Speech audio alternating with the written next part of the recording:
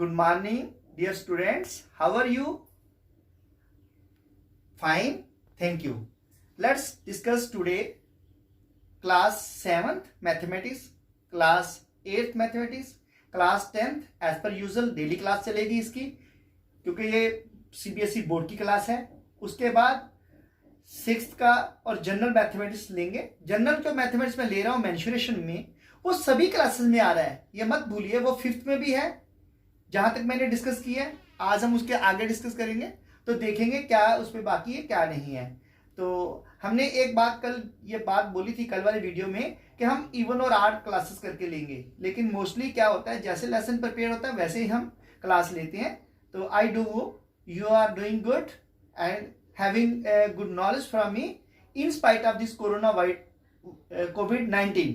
तो आप be safe, stay home and get education and through contact Yashpal Bragia YouTube channel पे search कीजिए, आपके पास ये मेरा चैनल आ जाएगा. तो इसी उम्मीद के साथ मैं डेली आपकी क्लासेस ले रहा हूँ, ताकि आप बच्चे लोग घर पे बैठे और कुशल रहें.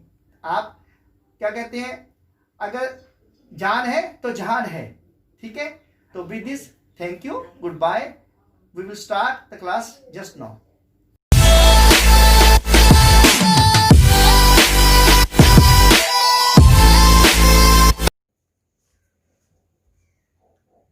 Hello dear student, good morning. 7th class के बच्चों को हमने स्टार्ट किया हुआ है ट्राइंगल एंड इट्स प्रॉपर्टीज, और हमने इसमें 2 प्रॉपर्टी जो हैं वो डिस्कस कर ली हैं. एक हमने प्रॉपर्टी जो फर्स्ट डिस्कस की थी वो थी साइड साइड साइड कॉन्ग्रुएंसी. इसका मतलब ये था कि अगर कोई ट्राइंगल जिसकी तीनों साइडें एक ट्राइंगल की are equal to the 3 sides of the other triangle, then the triangle is said to be congruent. Both triangle are said to be congruent. तो उसके लिए आपके जो मैथमेटिक्स है उसमें क्राइटेरिया में आपको दी गई हैं फिगर्स, जैसे ये और जैसे ये हमने डिस्कस कर ली है. ठीक है, मान लो ये A B C D E F.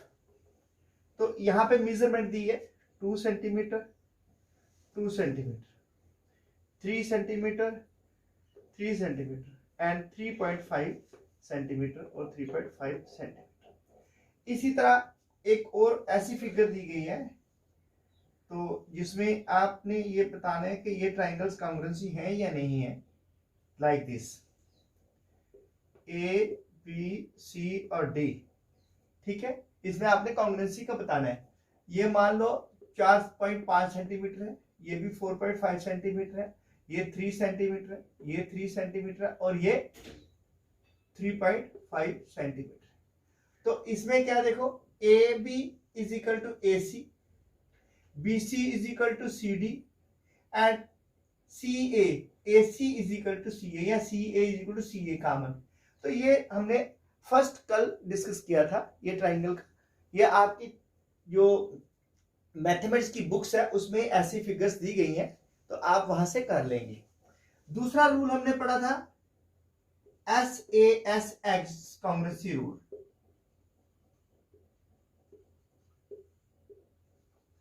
तो इसमें क्या था, अगर 2 साइडें किसी भी ट्राइंगल की और इंक्लूडेड एंगल, उनके बीच का जो एंगल है वो कॉन्ग्रुएंट है to the other 2 sides of the triangle and the included angle between them, like this.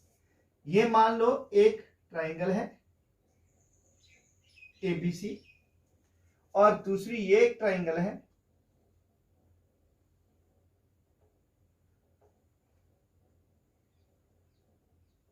DEF.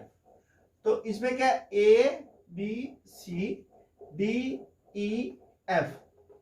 इसका मतलब क्या होगा, AB is equal to DE और AC is equal to DF, और ये included angle A is equal to angle D. ठीक है, मान लेते हैं ये भी 85 डिग्री का है, ये भी 85 डिग्री का है, और ये जो है ये 4 सेंटीमीटर है और ये 5 सेंटीमीटर है, ये भी 4 सेंटीमीटर और 5 सेंटीमीटर है. यहाँ पे देखो ए बी जो है वो किसके बराबर है, वो side A B is congruent to D E, ठीक है। और ये जो ए सी है ये इज इक्वल टू ये डी एफ है, और इनके बीच में क्या है, इसके दोनों के बीच में angle A is equal to angle D है ना। तो क्या बने, इसमें बनेंगे triangle B A C is congruent to triangle E D F, ये रूल बनेगा क्योंकि साइड के बीच में वाला एंगल है। या आप मान लो एक ये ट्राइंगल ड्रा कर लेते हैं ऐसे ABC and then you have the mid point here, आपके पास ट्राइंगल ABC है और ये जिसमें AB is equal to AC है, और इसमें आपने मिड पॉइंट ज्वाइन कर दिया इसका, ये बाइसेक्टर इसका ड्रा करके ये मिड पॉइंट है, ये D। तो यहाँ पे क्या है, देखो AB इज इक्वल टू, इस फिगर में भी देखते हैं क्या आएगा आपके पास,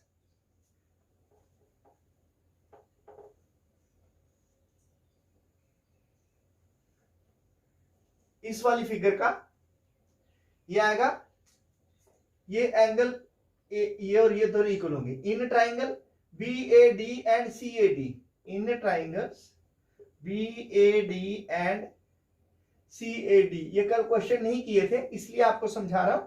तो ये मान लो आपको 5 सेंटीमीटर है और ये भी 5 सेंटीमीटर है, और ये जो है ये 4 सेंटीमीटर है, ठीक है, ये जो कॉमन है। अब इस पे क्या है, ए बी जो साइड है वो किसके बराबर है, वो ए सी के बराबर है। एंगल जो बी ए सी है वो किसके बराबर है, बी ए सी, ये एंगल 1 और ये angle 2, angle C A D,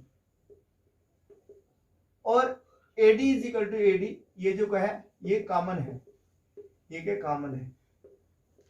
तो इसका मतलब क्या हो गया, SAS कॉन्ग्रुएंसी रूल,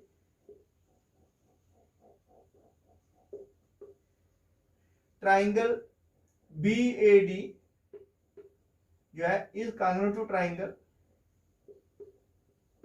CAD। इस तरह का आपको रूल जो है वो क्वेश्चंस करने हैं, तो ये आपके बेस्ड है उसके ऊपर। आज हम रूल पढ़ेंगे, रूल नंबर 3rd और 4th, आपके 2 रूल रहते हैं, उनकी पहले परिभाषा करेंगे, फिर हम उसके बाद क्वेश्चन जो है वो सॉल्व करेंगे, ठीक है। तो जो अभी 2 रूल हैं, वो पहला रूल क्या है, 3rd, वैसे आपका 3rd है ये ASA कॉन्ग्रुएंसी रूल। ये क्या कहता है, ये कहता है according to this congruency rule, if 2 angles and included side of one triangle are equal to the, let's take 2 triangles ABC and DEF such that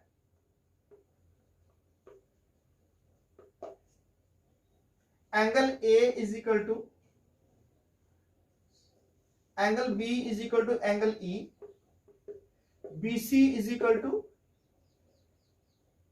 EF, and angle C is equal to angle F। Mean कि if 2 sides, two angles and 1 included side of one triangle, देखिए ये figure बन जाएगी,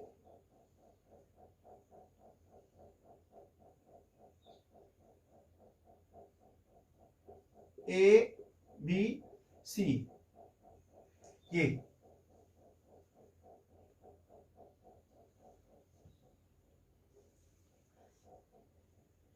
DEF, ये। अब इसका ये वाला एंगल और इसका ये वाला angle, angle D is equal to angle B is equal to angle E, and angle C is equal to angle F, ठीक है। और ये included side BC is equal to EF। ये इस रूल को आपने याद रखना है कि एंगलों के बीच वाली जो साइड है, दो जो आपको एंगल दिए गए हैं उनके जो बीच वाली साइड है उनके इंक्लूड कर रही है, जिस साइड को वो इंक्लूड कर रही है, ये कांग्रुएंसी होगी। ठीक है, तो then triangle A B C या B C A is congruent to triangle D E F है। तो इस ये ट्राइंगल इसके कांग्रुएंट है। तो स्टेटमेंट क्या हुई? Two triangles are said to be two triangles are said to be congruent as per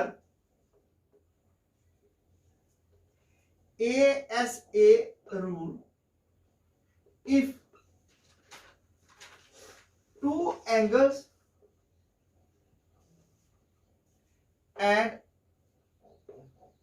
the included side of one triangle are equal to the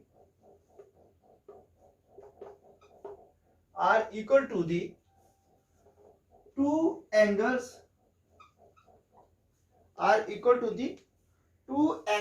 and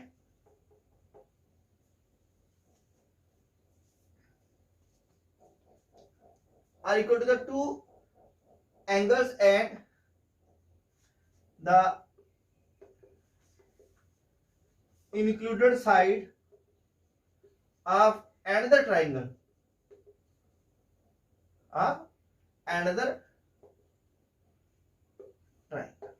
क्या हो गया कि दो triangles are said to be congruent as per ASA rule. ASA rule के मुताबिक तभी congruent होगी जबकि दो कोण और एक उसके बीच वाली जो भुजा है, उसके दो कोण और एक जो बीच वाली उसकी भुजा है एक ट्राइंगल की, वो किसके बराबर है? दो कोण और उसके बीच वाली भुजा दूसरी ट्राइंगल की। तो देन वी से दिस एएसए रूल। तो ये फॉर एग्जांपल जैसे ये मैंने आपको फिगर में दिखाया कि ये है। No let's take an example. चलो हम एक एग्जांपल कर लेते हैं।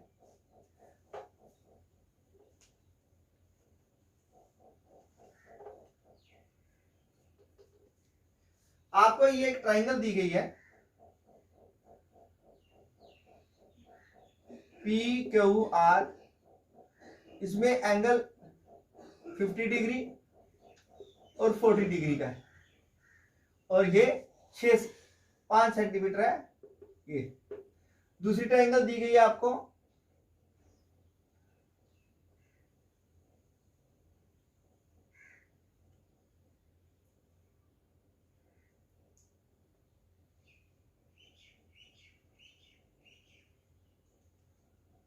RST, ये 5 सेंटीमीटर है और ये angle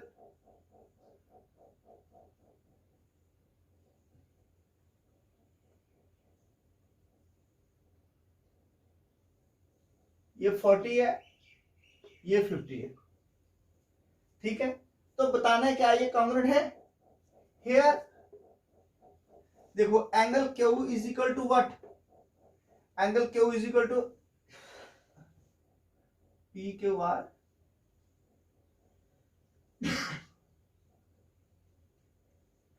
MST। Angle P Q is equal to angle M is equal to 50 degree. Angle R is equal to angle T 40 degree और क्यू आर, जो साइड क्यू आर है is equal to side MT। ठीक है, ये 5 centimetre. तो बना क्या? अब इसका रूल बनाएंगे। इसका बोल के imply that angle Q is equal to angle M, Q R is equal to ST MT और angle R is equal to angle T। Hence by ASA congruency rule, triangle PQR is congruent to triangle SMT.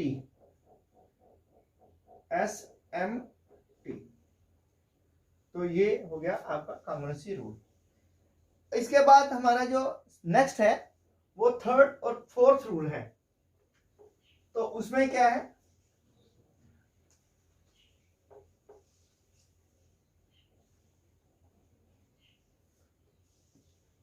Fourth rule क्या कहता है, RHS, right hypotenuse side, right hypotenuse और side. इसका कहने का मतलब क्या है कि अगर एक ट्राइंगल जो है उसका एक राइट एंगल और any one side of one triangle is equal to दी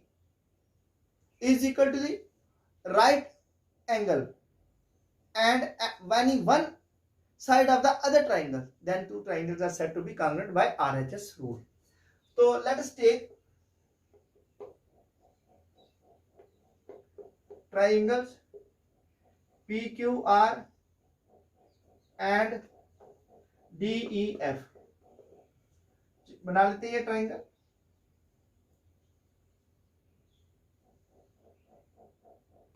ये PQR है और ये DEF है। PQR DEF। अब इसमें देखो क्या है कि ये 90 डिग्री का है और ये भी 90 डिग्री का है। Here angle Q is equal to angle E, each 90 degree, ठीक है। और ये हाइपोटेन्यूज और ये PR यानी कि RP हाइपोटेन्यूज HYPT लिख दो शॉर्ट में, RP is equal to hypotenuse FD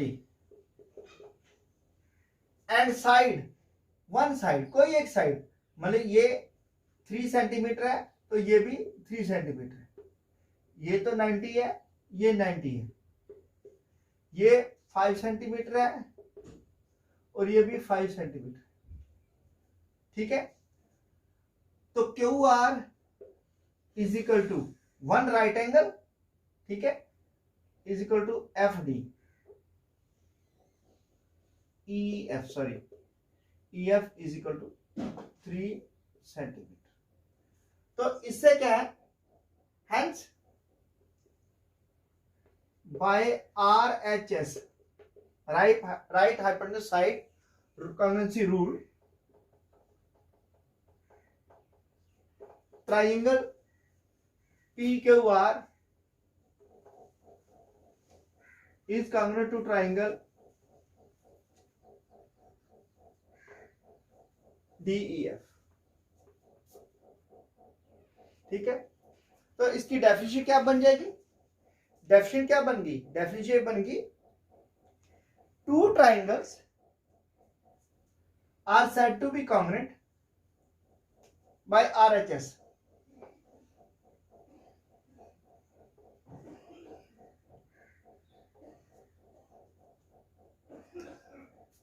Thus any two triangles are said to be congruent by right hypotenuse sides rule if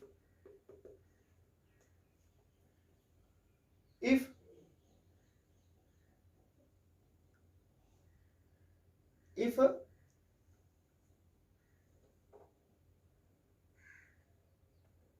right angle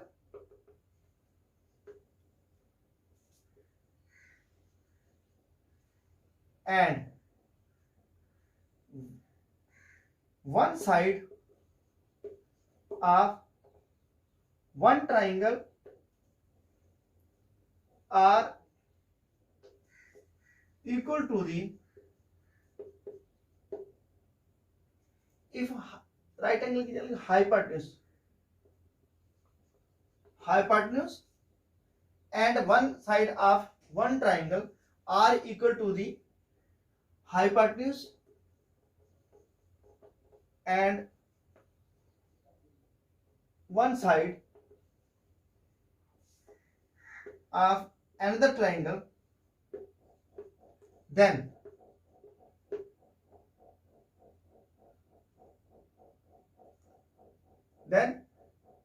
हाँ तो वो लिख दिया ऊपर मैंने. Thus, any two triangles are said to be congruent by RHS rule if a hypotenuse and one side of one triangle are equal to the hypotenuse and one side of another triangle. ठीक है, तो इसके लिए example देख लीजिए, ऊपर की भी है, दोबारा एग्जांपल करते हैं. हमारे पास ये है triangle,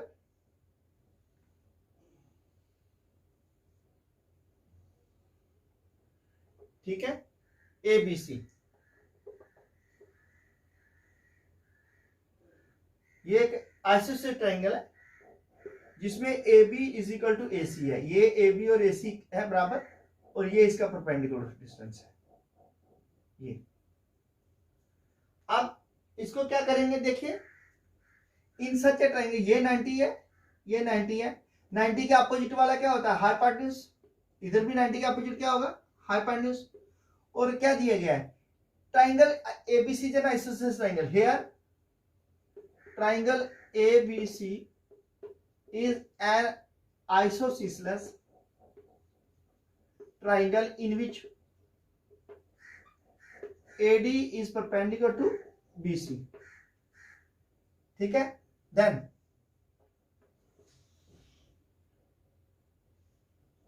then prove then show that triangle ADB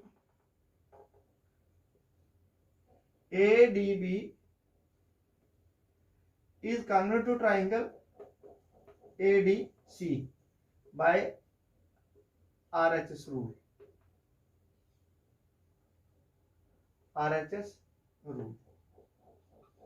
अब क्या है, देखो सोल्यूशन में क्या आएगा, आप देखोगे यहां कि AC जो AB के क्या है, AB is equal to AC given, ये दिया उसने. क्यों, क्योंकि ये आइसोसेलेस ट्राइंगल है और angle ADB is equal to angle ADC, ये भी दिया है because AD is perpendicular to BC. ठीक है, ये इस 90 डिग्री है और AD is equal to AD common, ये कॉमन आ गया. तो यहां पे क्या रूल लग गया, RHS बन गया नहीं, क्योंकि one side hypotenuse and right angle. thus by RHS triangle ADB is congruent to triangle ADC. तो ये था आपका आज का टॉपिक. अब है आपकी एक्सरसाइज के क्वेश्चन और एक्सटीरियर एंगल की आपका वो कंडीशन है, वो देखने का एक्सटीरियर एंगल क्या है. ठीक है, तो आज का टॉपिक यही समाप्त करते हैं 7th क्लास के लिए. Goodbye, have a nice day. Thank you. Please don't forget to subscribe, like and share. Okay, bye.